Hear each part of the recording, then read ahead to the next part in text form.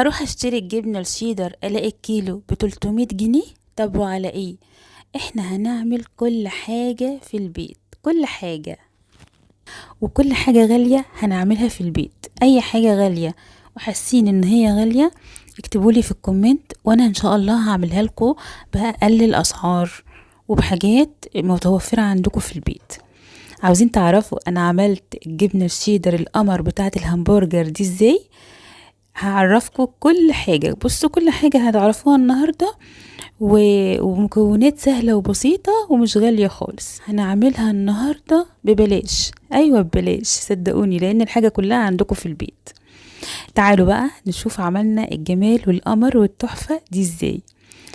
قبل ما تشوفوا الوصفة اشتركوا في القناة اكلاتي واختراعاتي وحطوا لايك للفيديو. بصوا بقى يا حبايب قلبي، اول حاجة بجيب طاسة وبنزل فيها معلقتين كبار من الزبدة. تمام. وعلى الزبدة هنزل كوباية كبيرة من دقيق الذرة. لو دقيق ذرة ابيض، دقيق ذرة اصفر، اللي متوفر عندك حطيه. تمام. بالشكل ده بفضل اقلب بقى بالشكل ده لغاية لما بس يعني زي البشاميل كده. تمام. لو حسيتي ان هي هتحبب منك كده ويتخرز منك حطيها بعد كده. هقولك هنعمل ايه، نحطها في الخلاط. تمام. او بالهاند بلندر واضربيها علشان كل الحبيبات والتكتلات دي تفك. تمام. بعد كده بجيب نص كوباية من الجبنة الموتزاريلا وربع كوباية من الجبنة الشيدر. تمام. مستوردة بقى، مصري، اي حاجة، ويا ريت مصري يعني عادي، يعني احنا زي ما قلت لكم احنا عايزين نوفر. تمام. هقلب بقى كل الكلام ده مع بعضه كويس جدا بالشكل ده اهو. بصوا زي ما انتم شايفين كده، هدخل كل المكونات مع بعض كده على نار هاديه.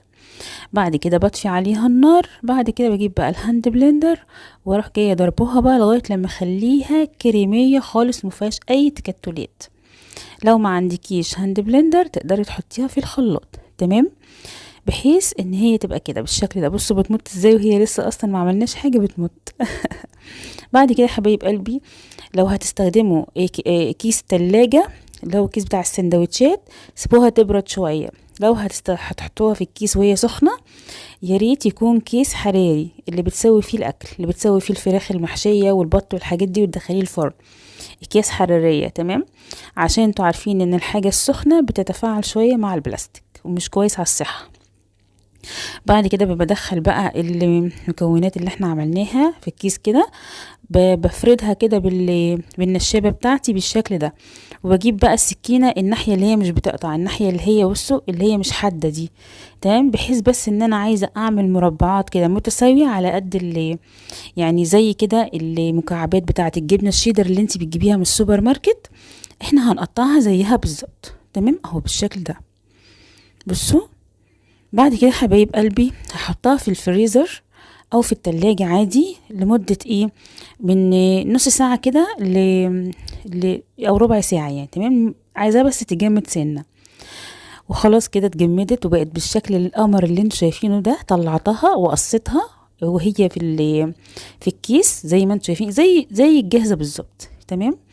قطعتها كده، قصيتها زي العلامات المربعات اللي احنا كنا عاملينها، مشيت عليها بالمقص وخليتها كده في الكيس زي ما انتم شايفين كده.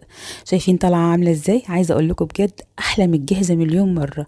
جربوها بطريقتي وانسوا اي طريقه تانية. هو ترند بقى اليومين دول على اليوتيوب.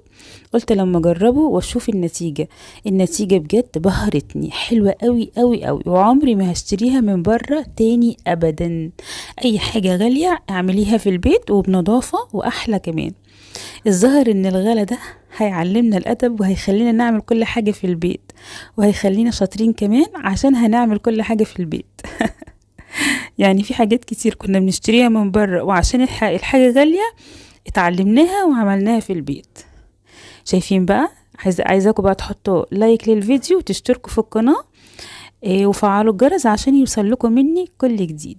اكلاتي واختراعاتي. مع السلامة.